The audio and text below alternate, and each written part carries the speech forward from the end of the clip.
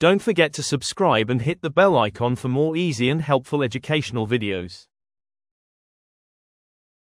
ప్రత్యేక రాష్ట్రమన్నారు ఆ రాష్ట్ర గవర్నర్ నల్లు ఇంద్రసేనారెడ్డి. ఎడ్యుకేషన్ మెడికల్ హబ్గా రాష్ట్రం ఎదుగుతుంది అన్నారు. కేరళ తర్వాత అత్యధికంగా రబ్బరు ఉత్పత్తి త్రిపురలోనే జరుగుతుందని ఆయన స్పష్టం చేశారు. అస్సాం తర్వాత అతిపెద్ద ఇంటర్నేషనల్ ఎయిర్పోర్ట్ త్రిపురలోనే ఉంది అన్నారు. ప్రముఖ బాలీవుడ్ సంగీత దర్శకులు ఆర్డి బర్మన్ ది కూడా త్రిపురనే అని ఆయన గుర్తు చేశారు. బెగర్ ఫ్రీ సిటీగా త్రిపుర గుర్తింపు తెచ్చుకుందని అన్నారు. త్రిపుర ప్రజలది కష్టపడే తత్వం అని అంటున్న త్రిపుర గవర్నర్ ఎన్ ఇంద్రసేనారెడ్డితో మా journalist Satish Babu special interview. మీరు చాలా దగ్గర మనుషులు, అందరికీ తెలుగు వాళ్ళకి చాలా దగ్గర మనుషులు, తెలంగాణకి చాలా దగ్గర మనిషి. మీరు చాలా దూరం వెళ్ళిపోయారు, ఇక్కడ టీ నుంచి ఇంకో టీకి వెళ్ళిపోయారు మీరు. సో మీ ప్రయాణం ఎలా ఉంది గవర్నర్గా? ఒక అద్భుతమైనటువంటి ప్రయాణం మీరు మొదలుపెట్టారు. త్రిపుర అనగానే చాలా గొప్ప 7 స్టేట్స్లో ఒక మంచి పేరున్నటువంటి రాష్ట్రం. అటువంటి రాష్ట్రంలో మాణిక్ సాహు ఆయన ప్రభుత్వం చేస్తున్నటువంటి కార్యక్రమాలని ఒక గవర్నర్గా మీరు ఎలా చూస్తారు? మోడీ గారు నా మీద నమ్మకంతో గవర్నర్గా త్రిపుర రాష్ట్రానికి పంపించారు. త్రిపుర రాష్ట్రం 3 వైపులా బంగ్లాదేశ్ బార్డర్ ఉంటుంది. 856 కిలోమీటర్ల బంగ్లాదేశ్ బార్డర్ ఉంటే ఇండియా సైడు అస్సాము, మేఘాలయ కలిపి, అస్సాము, మిజోరం కలిపి 120-125 కిలోమీటర్స్ కంటే ఎక్కువ లేదు. ఆ రకంగా 3 వైపులా అది కూడా మధ్యలో చొచ్చుకొని వచ్చినటువంటి దీంట్లో ఉంటుంది. అయితే ఈ 856 కిలోమీటర్లలో ఒక 20-30 కిలోమీటర్లు తప్ప మొత్తం కూడా ఫెన్సింగ్ ఉంది. బార్డర్ సెక్యూరిటీ ఫోర్స్ వాళ్ళు ఇచ్చేస్తారు.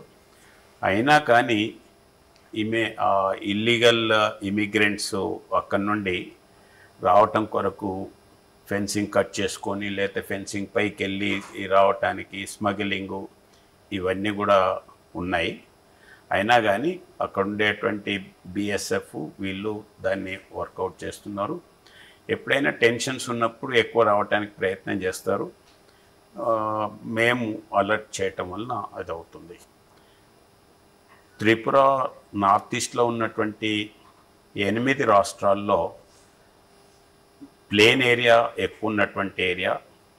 అస్సాం తర్వాత పెద్ద ఎయిర్పోర్టు, ఇంటర్నేషనల్ ఎయిర్పోర్టు త్రిపురలో ఉంది. త్రిపురలో ఎడ్యుకేషనల్ హబ్బు, మెడికల్ హబ్ కింద ఉంది. అక్కడ 3 మెడికల్ కాలేజెస్ ఉన్నాయి.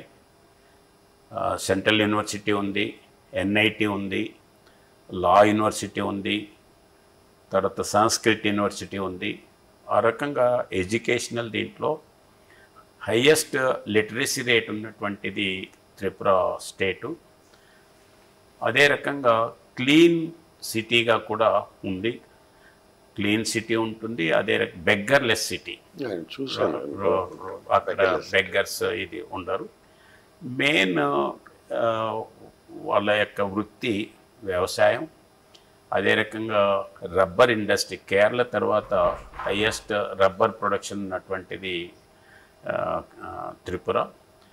అగర్వుడ్ ప్రొడక్షన్ కూడా ఉంది.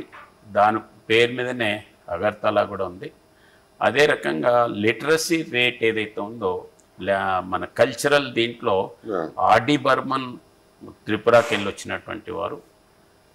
తర్వాత 18 ట్రైబల్ ఇవి ఉన్నాయి కమ్యూనిటీస్. వాటిల్లో కాక్బరోకు, చక్మా ఇటువంటివన్నీ కూడా ఉన్నాయి. బట్ మనుషులు చాలా ప్రేమతో ఉండేటువంటి వాళ్ళు, మంచి దీంట్లో ఉండేటువంటి వాళ్ళు. ఇప్పుడున్నటువంటి గవర్నమెంటు సెంట్రల్ గవర్నమెంట్ స్కీమ్స్ ఇవన్నీ కూడా బాగా తీసుకొచ్చి అక్కడ ఇచ్చేస్తున్నారు.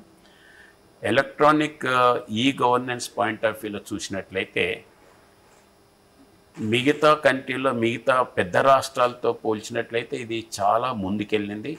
ఈరోజు ప్రతి గ్రామంలో కూడా ఈ గవర్నెన్స్ ఉంది. వాళ్ళు మీరు గ్రామ పంచాయతీ ఆఫీస్కి వెళ్ళి మీద క్యాస్ట్ సర్టిఫికెట్ కావాలి, లేకపోతే ఇంకొక ఇన్కమ్ సర్టిఫికెట్ కావాలి, ఇంకేదైనా కావాలంటే అప్పటికప్పుడు గ్రామ పంచాయతీలో కంప్యూటర్లో కొట్టించేటువంటి వ్యవస్థ ఉంది. అదే రకంగా కంప్యూటరైజేషన్ దీంట్లో మెడికల్ దీంట్లో ఎవరైనా వెళ్ళి హాస్పిటల్లో ఏదైనా చెక్ చేసుకున్నట్లయితే వాళ్ళకు సంబంధించినటువంటిది మెడికల్ ఐడెంటిఫికేషన్ నెంబర్ ఇస్తారు. ఆ మెడికల్ ఐడెంటిఫికేషన్ నెంబర్ ఇంకోసారి మళ్ళీ అటెండ్ అయినట్లయితే ఆ నెంబర్ చెప్పినట్లయితే వాళ్ళ యొక్క పాత హిస్టరీ కానీ మిగతా వీటిని చెప్పనవసరం అవసరం లేకుండా ఉంటుంది. కాబట్టి ఇదే సిస్టమ్ ఇప్పుడు త్రిపురలో ఏదైతే మెడికల్కి సంబంధించినటువంటి ఐడెంటిటీ సంబంధించినటువంటి టెక్నాలజీ ఏదైతే ఉందో దీన్ని మొత్తం దేశం మొత్తం కూడా అమలు చేస్తున్నారు. ఇక్కడికి వెళ్ళి వేరే రాష్ట్రం పోయినా ఎక్కడ పోయినా కానీ ఇదే రకమైనటువంటి దీన్ని ఇచ్చేయటానికి ఇప్పుడు ఈ బెగ్గర్స్ లేకుండా బెగ్గర్లెస్ సిటీ అనేటువంటి చాలా వినడానికి చాలా బాగుంది. అంటే ఇది ఎట్లా సాధ్యమైంది అంటే ఇంతకుముందు పరిస్థితి, ఇంతకుముందు కమ్యూనిస్ట్ ప్రభుత్వం ఉండేది, బీజేపీ ప్రభుత్వం వచ్చింది, ఎటువంటి ఈ మార్పు ఎట్లా సాధ్యమైంది? బేసిక్గా అక్కడ ఉండేటువంటి ప్రజలు కష్టపడేటువంటి తత్వం, ఆ రకంగా కష్టపడి ఎవరి కాళ్ళ మీద వాళ్ళు నిలబడాలి అనేటువంటి తత్వం ఉన్నటువంటి వాళ్ళు. అందుకని మీరు బెగ్గర్సే కాదు, స్ట్రీట్లో పడుకునేటువంటి వాళ్ళు కూడా కనిపించారు. స్ట్రీట్ మీద ఉండి షెల్టర్లెస్ పీపుల్ కూడా మీకు కనిపించారు. ఇది మేము అన్నటువంటిది కూడా కాదు. నా దగ్గరికి ఒకసారి ఈ మిలిటరీ ట్రైనింగ్ ఉన్నటువంటి మిగతా కంట్రీస్ వాళ్ళను కూడా కలిసి మన దగ్గర అప్పుడప్పుడు ట్రైనింగ్ పెడుతుంటారు. ట్రైనింగ్ అయిన తర్వాత డిఫరెంట్ స్టేట్స్కి తిరుగుతుంటారు. ఆ రకంగా మా స్టేట్కి వచ్చినటువంటి దాంట్లో ఫారినర్స్ ఎవరైతే ఉన్నారో వాళ్ళు తిరిగి చూసిన తర్వాత మేము నీట్గా ఉండటమే కాదు, we have not seen a beggar or the street మీద పడుకున్నటువంటి వాళ్ళని కూడా చూడలేదు అన్నారు. ఆ తర్వాత దీన్ని అబ్జర్వ్ చేస్తూ నేను ఇది చేసినప్పుడు ఇట్ ఈస్ ట్రూ అనేటువంటిది తెలిసింది. ఆ రకంగా it is a good state. తర్వాత సెంట్రల్ గవర్నమెంట్ స్కీమ్స్ ఇవన్నీ కూడా ఇది చేయటంలో ట్రైబల్ ఏరియాస్ నార్త్ ఈస్ట్ మొత్తంలో కూడా స్పెషల్ ఎఫర్ట్స్ పెట్టి ఇప్పుడు సెంట్రల్ గవర్నమెంట్ పర్టికులర్గా all the ministers they have to visit north eastern states, night halt ఇక్కడ చేయాలి. అదే రకంగా ఏదైతే పబ్లిక్ అండర్టేకింగ్స్ ఉంటాయో వీళ్ళందరూ కూడా వాళ్ళ యొక్క బోర్డు మీటింగ్స్ నార్త్ ఈస్ట్లో పెట్టాలి. ప్రతిసారి బొంబాయినో ఢిల్లీనో కాకుండా ఇక్కడ పెట్టాలి.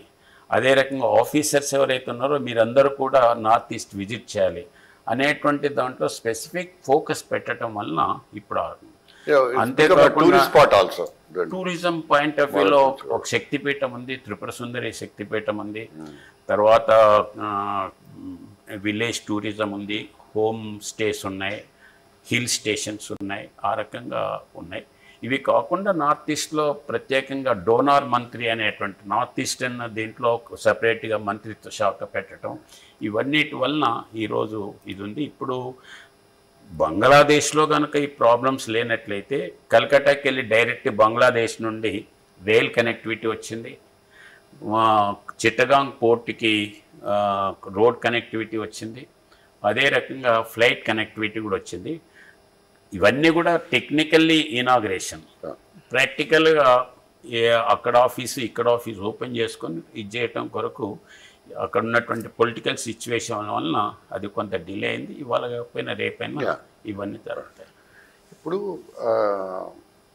బేసిక్గా ఒక చిన్న అవుట్ ఆఫ్ ది వే ఒక చిన్న క్వశ్చన్ అండి.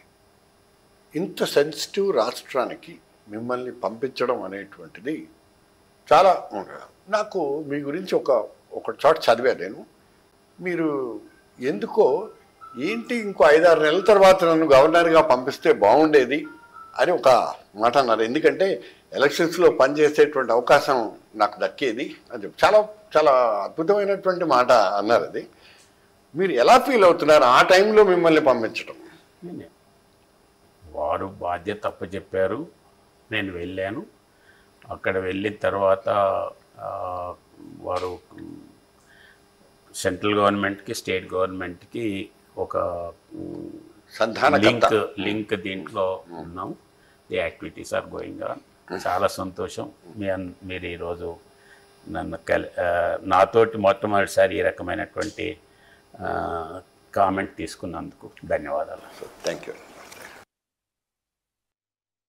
ఇవి ఇప్పటివరకు నా బులెటిన్ అప్డేట్స్. Keep watching.